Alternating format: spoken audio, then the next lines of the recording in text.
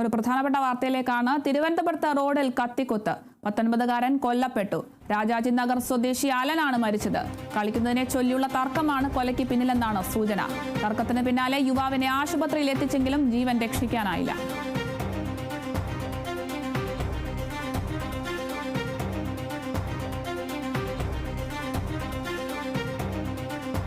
തിരുവനന്തപുരത്താണ് കത്തിക്കുത്ത് നടന്നിരിക്കുന്നത്. നട റോഡിൽ വെച്ചാണ് കത്തിക്കുത്ത് സംഭവിച്ചിരിക്കുന്നത്. 19കാരനാണ് കൊല്ലപ്പെട്ടിരിക്കുന്നത്. രാജാജി നഗർ സ്വദേശി അലനാണ് മരിച്ചത്.